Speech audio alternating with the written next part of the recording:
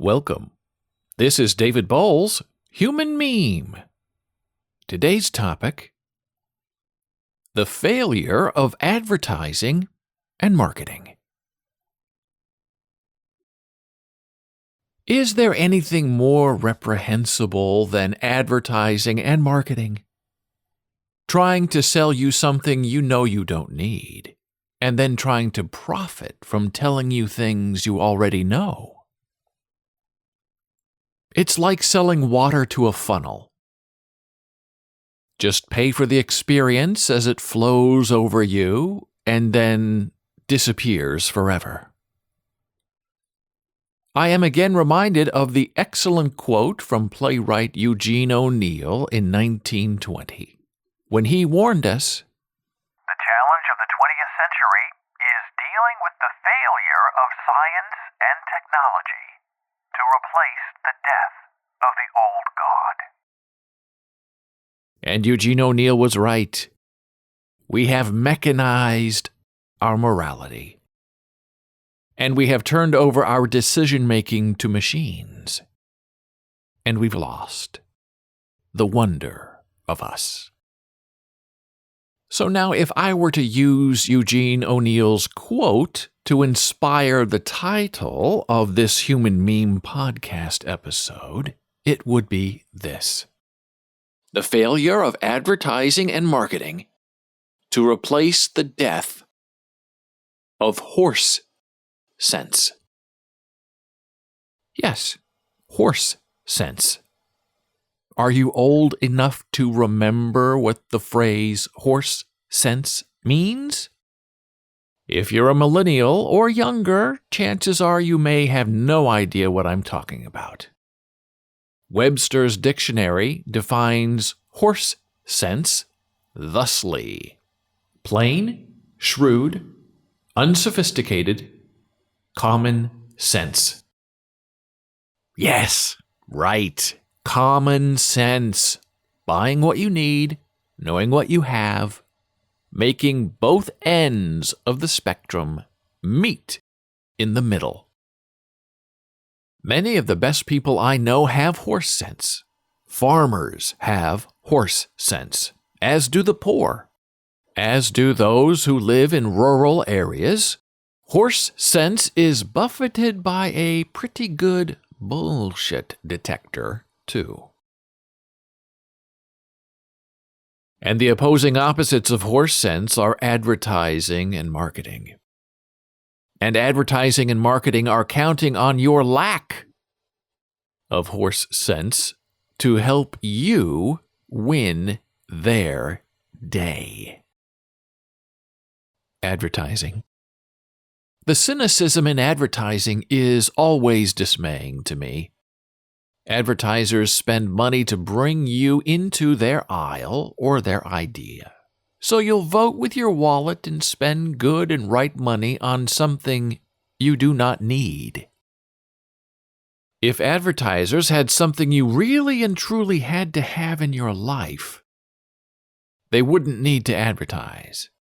You'd find what you need on your own. The post office, the motor vehicle department, the hospital, the firehouse, the whorehouse, Pornhub, the park. Advertising is built on emotional deception. Bait and switch. I'll trade you a tool you don't need for an emotion you are incapable of feeling on your own.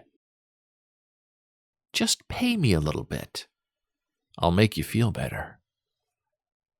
As a longtime blogger and book publisher and website builder, I am overwhelmed each day with offers to place advertising on all of the properties I own. I have never been interested in advertising because commerce cheapens content.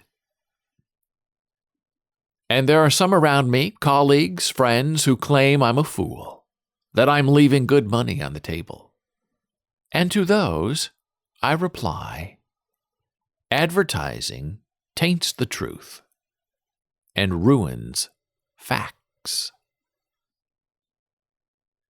And while money may make the world go around for some, advertising money never did anything for anyone except to kill the sublime idea. You take ad dollars, and you're a performing monkey.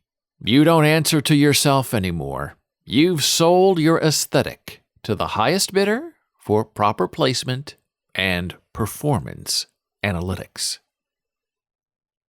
And if you don't perform, you change, not the advertiser.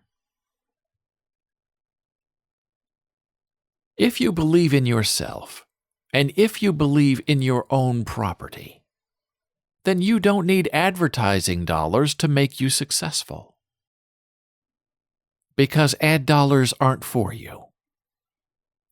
They don't serve you. They disrupt the very people you are trying to convince to stand with you in the world. Yes, I argue you betray your audience by taking their good time with outsider advertising space. If your life has to mean something, it cannot mean soap to dollars and cat food to donuts. A life must be self-sustaining in order to have the truth of reality as its only merit. Believe me or not, but I'm not going to try to con your money out of you to get you to make a choice that benefits me in the exchange. Now, I may be a lot of things, but I'm not a money changer. I don't sell eyeballs for access to content.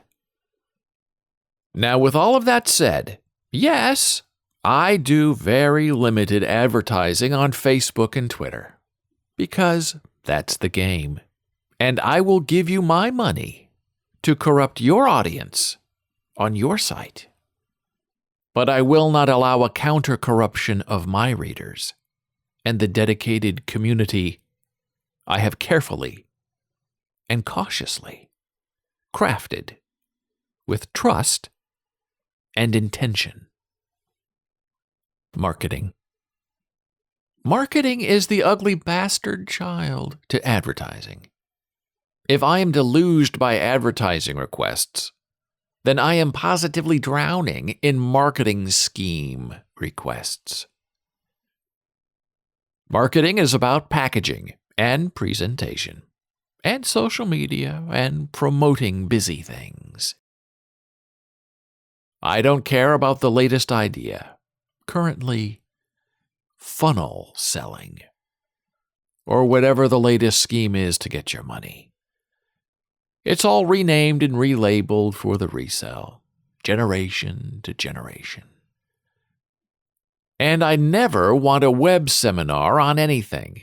I don't want to sit in an audience either and be told this is how you do it, as a PowerPoint presentation drones on behind someone on a lonely stage. If you don't have a sense of yourself and of your business and your art and your craft, then nobody else will either. And you can't put pants and a dress on an ugly intention. Because nothing can pretty up a bad idea or a bad scheme that is self-born of ill intention and not genuine goodness. If you want to market yourself and sell what you know, and promote yourself as a fair, unbiased knower of things, then do that. But don't pay someone else to do it for you.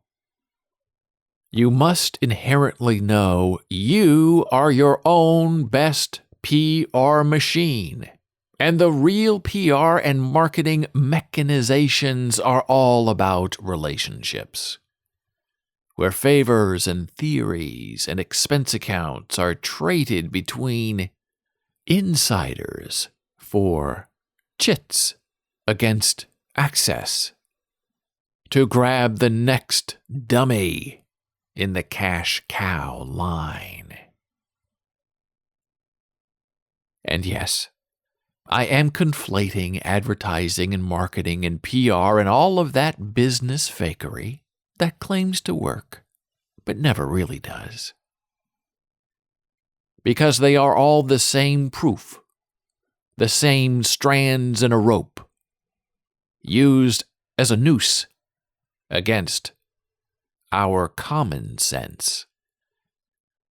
Your horse sense belongs to you. Your gut tells you what feels right and what goes against the who of you.